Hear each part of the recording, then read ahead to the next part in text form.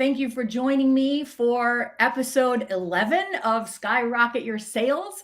This is a Saturday evening presentation, and I have a very, very special guest for you today.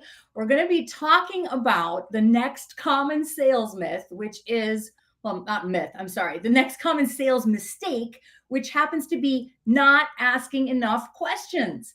And I have a very special salesperson on today, someone I'm very fond of. I liked him so much, I married him a little over 17 years ago.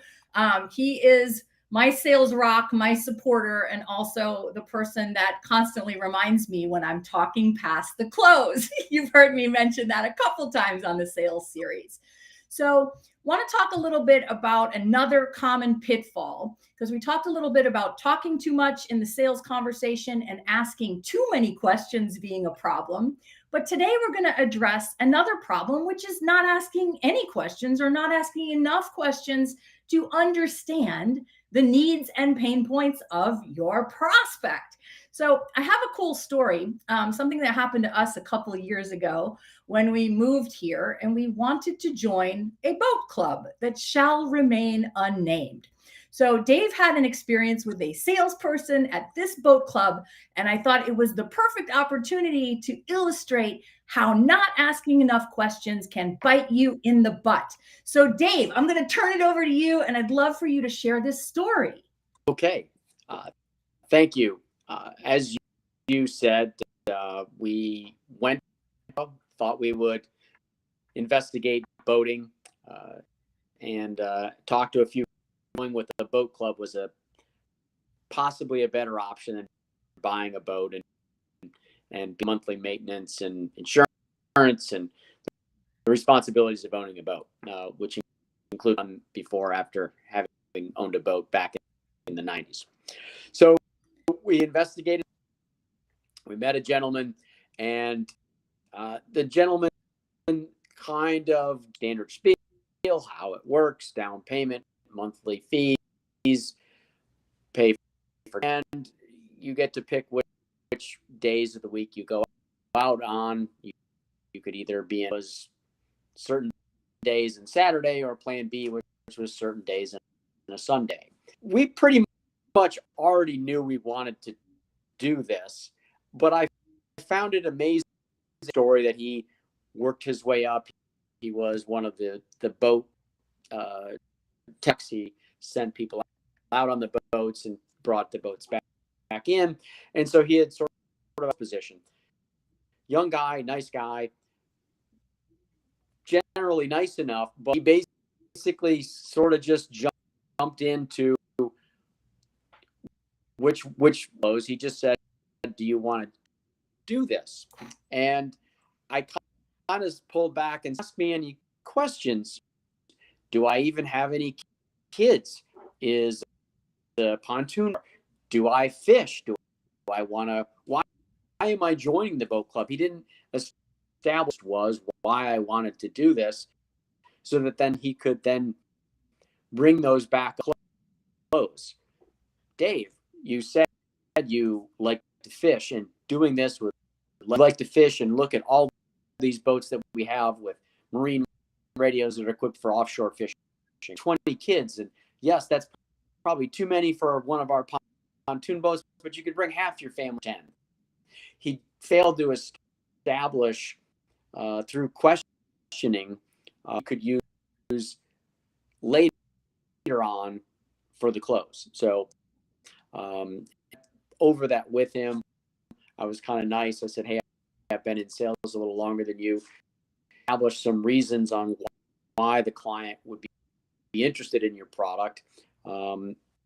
Yes, he kind of had a product that sold itself. We wanted to be on a boat, it being an order taker, but in order to facilitate the close, in order to get dotted line, he probably needed to establish some more reasons on why it fit for the two of us, or were there three or four. He just never even established what would be the driving force. Why did we want to join a boat? Things of being in a boat club and boating entail, which I was already familiar to establish any of these reasons to help.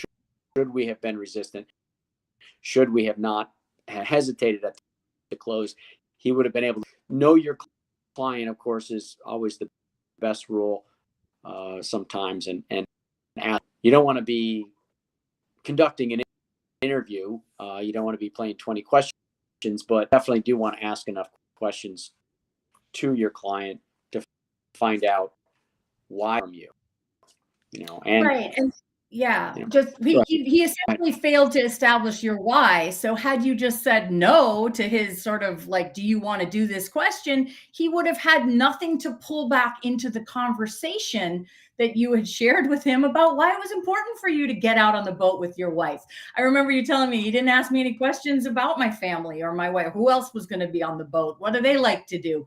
None of that really came up. right. And, again, we were talking in a previous episode of the series that even great products need a salesperson in order to move the sale forward. Right. So, luckily we were already in, so he sort of sold he was able to sell the membership in spite of his sales presentation, not because of it.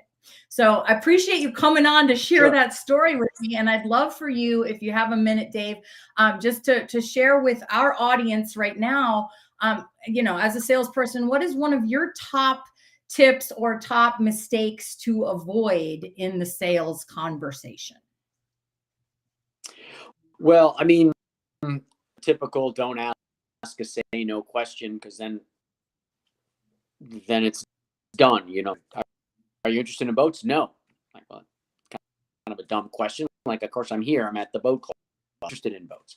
But I think the other tip would be, and it was ironic today, some yard work. I was listening to some podcasts, and I heard a ping on my phone and a message from an open house you and I went to last week, where we had some friends that are in the market for a house, and we're up front with the realtor, and so this isn't for us. We're kind of inquiring for friends, and he noticed my hat. I was wearing a hat, and he had just graduated from Purdue. Nice young man, and just kind of established himself here and said, "Hey, I do this type of work, and the real estate market." And he sent me the follow-up text. He said, "Nice to meet you. Let me know if you're still interested, and I would certainly love to help them." And I sent him a note. I think they may already be working with someone, but I think you will find sales with this type of follow-up. And so it was refreshing to see when he's fresh graduated from college that had that. I'm going to send, even though we already owned a house, even though he was basically asking for referrals and follow up. I think those would be the two big things that so don't be afraid to say, "Hey, if this isn't for you, who are my services?" And most people will say no, but you don't know until you ask. And I sell building materials. Questions I learned from one of the gentlemen in one of our departments years ago. As you're walking out the door, if you ask this one question, your sales will increase. And I'm like, he was one of these guys that always gave you the answer he wished. He answered the question you asked. You never got a straight answer from this guy.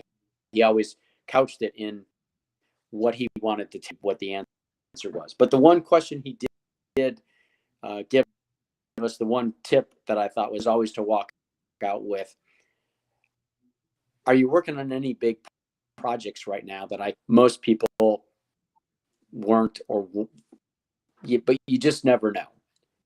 Yeah, big project, and these guys, ran out of stuff, or these was discontinued, or actually, yes, we just had a bad falling out with this. Who actually are in the right place at the right time.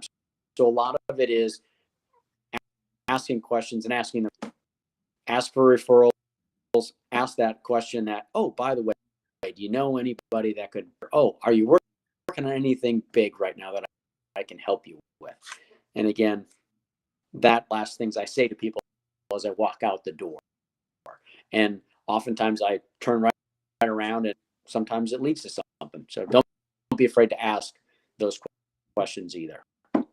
Yeah, setting yourself up for the future. Terrific. Thank you, Dave. I know we had a little bit of a sound delay. Hopefully our listeners on the other end were able to hear everything, but I really appreciate you coming on. And just a quick announcement before we close, I'm going to drop the link for the Sales Accelerator on February 23rd.